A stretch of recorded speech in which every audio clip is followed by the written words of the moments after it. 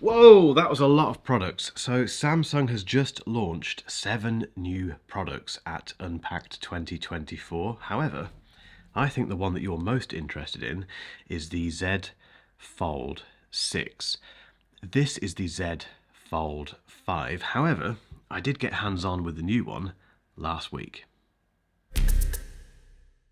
I made a list of all the things that Samsung announced today. So the Flip 6, the Fold 6, the Galaxy Ring, the Watch 7, the Watch Ultra, the Buds 3 and the Buds 3 Pro. Lucky me, I got to try all of that stuff at a special hands-on behind the scenes thing, top secret event thing in London last week, which was very, very interesting, fascinating actually. I've got lots and lots of thoughts. However, I don't want to put all of those thoughts into one video because we'll be here until next week. And secondly, I think the reason that you found this video is because you're interested in the successor to the Fold 5. And I think that's one of the most fascinating products today because the Fold series it's the granddaddy. That's a horrible word. It's the granddad of smartphones that fold. There'll be someone in the comments now that tells me that, you know, in 1983, Nokia came out with a foldable phone or something. I don't care. As far as I'm concerned, the Galaxy Fold series is the first foldable phone that really hit the market and made a bit of a dent in it. The problem with it is that it's very, very expensive. These are very expensive phones, and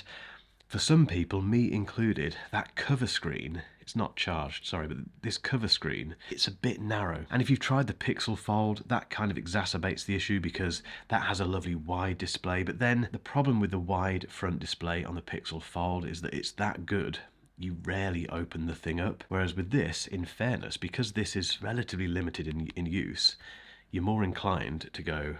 So the big question, well, two big questions are, one, is the Fold 6 any cheaper? And two, have they done anything with that front display? Is it any different in terms of the look and feel and the width and all that stuff? Let's find out. Okay, let's start with the specs and the pricing. So the Galaxy Fold 6 has a Snapdragon 8 Gen 3 chip for Galaxy. That's very important. It's the latest Snapdragon, but it's been tuned specifically for Galaxy. It has 12 gig of RAM and it weighs 14 grams less than this.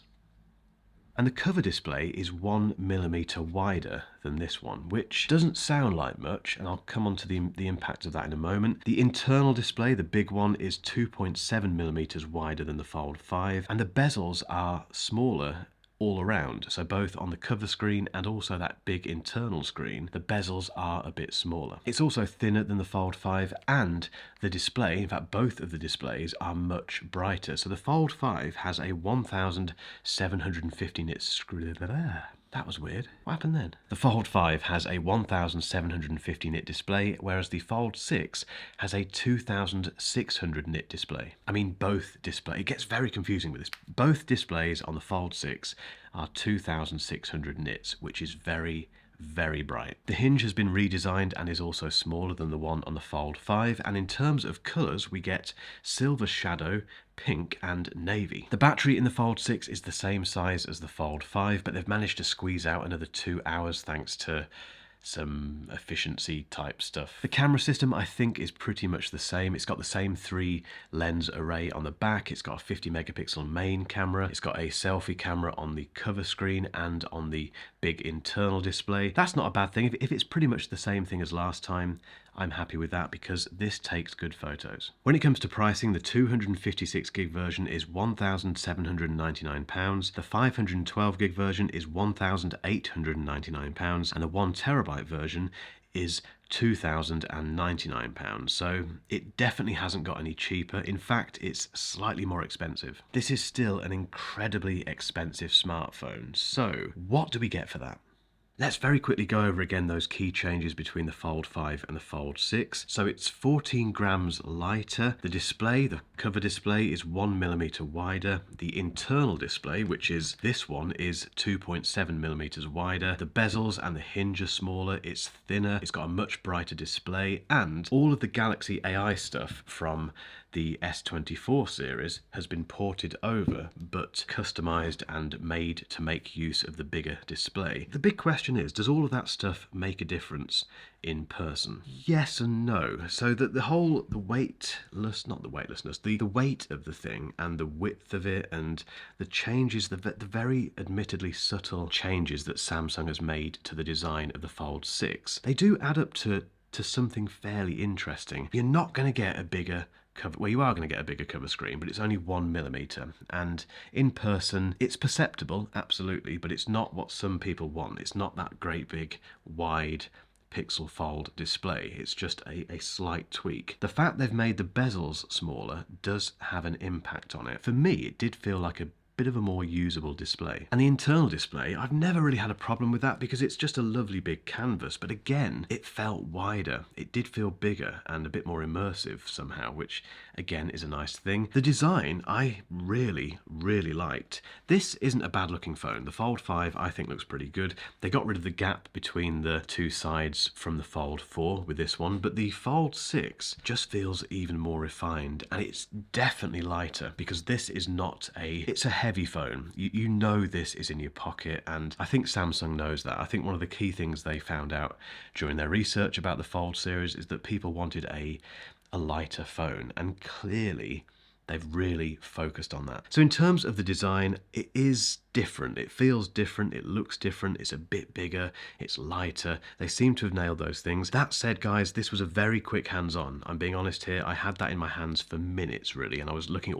all of these other products, these 7 products they've launched today. If you don't want to miss my full review of the Z Fold 6, make sure you hit that subscribe button and the bell as well. Then you will not miss that. The other thing to mention very quickly, though, was Galaxy AI. So Galaxy AI came in with the S24 series, and they made a huge thing about it, obviously, because everyone is doing that. AI is the thing. Now, what they've done with the Z Fold 6 is they've taken all of the AI stuff that you can do on the S24 and they've ported it over to that much bigger display, and the fact that you can do this. You know, you can hold that up and do things with it that you can't do with a normal phone with a hinge. They've taken advantage of that and customized Galaxy AI to make this even more useful, really. And again, I only saw very brief examples of this, but one of them was a translation app where you have your Fold 6 like this, and you've got someone opposite you who speaks a different language that you can't speak, they can't speak yours. You talk into your Galaxy Z Fold 6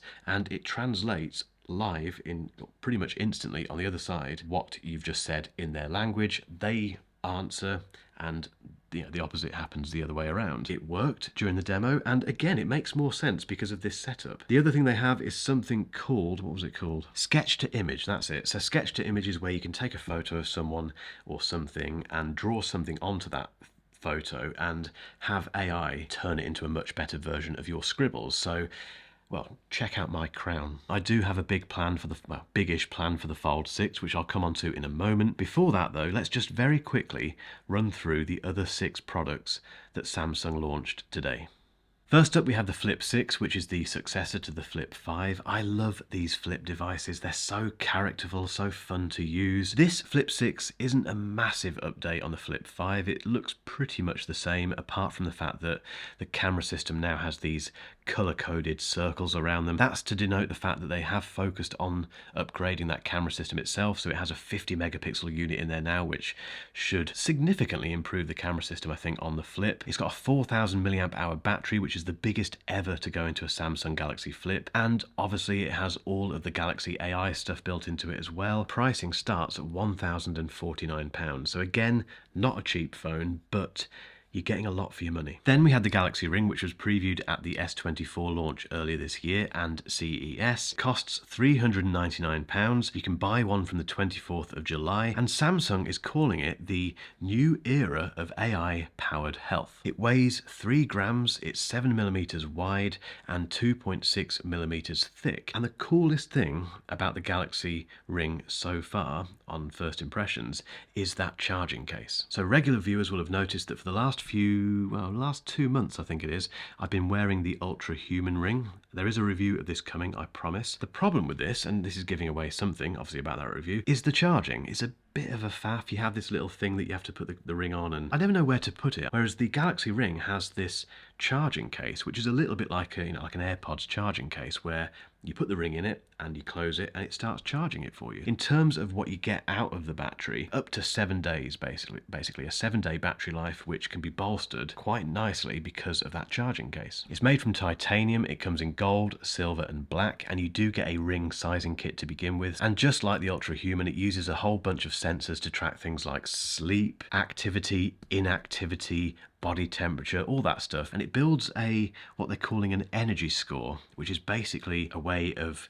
viewing how active or inactive you've been each day, and then working out from that how ready you are for training and your general health and fitness conditioning. Incidentally, they have built the ring into the Galaxy ecosystem, so if you have a Galaxy phone and a Galaxy Ring, there are some gestures that you can use, including cancelling alarms and answering phone calls and that sort of stuff. That's nice to hear, but again, I need to test it. Then we had 2 watches. The Watch 7 was the first one, and this isn't a huge update over the previous version. It does have a new 3nm chip, which is the first ever to go into a wearable. But then we had the one that I'm very, very interested in, which is the Watch Ultra. Now this is a £599 Ultra watch, which is clearly a direct competitor to the Apple Watch Ultra, but it's 200 quid cheaper. It's made from grade 4 titanium, it's water resistant up to 10 ATM, and it can work in temperatures between -20 and 55 degrees C. It's also military tested. I think it looked pretty good on my wrist. It felt pretty good. It's got a completely different mechanism for attaching and detaching the straps. You just press a button and pull them away and push them back in. It's very intuitive, and it's not called an action button. They have not called it an action button. What's it called? It's called the quick button, not the action button, and I don't think it's painted in international orange. Does that matter? No. However, it does have a 3000 nit display, which is again in Apple Watch Ultra 2 territory. This is a very interesting release from Samsung, and I will be giving it one hell of a test. And then we had the Buds 3 and the Buds 3 Pro, and this is quite a big change for Samsung because they've gone from this non-stem design to a stem design, and the reason for that is that their research apparently suggested that the best form factor for fit and comfort is to have a stem, and I completely agree. They've also got IP57 water resistance for the first time ever, and Samsung has made some improvements to the sound, as you would expect. Let me know if you want me to cover those in the comments. But let's get back to my plans with the Fold 6.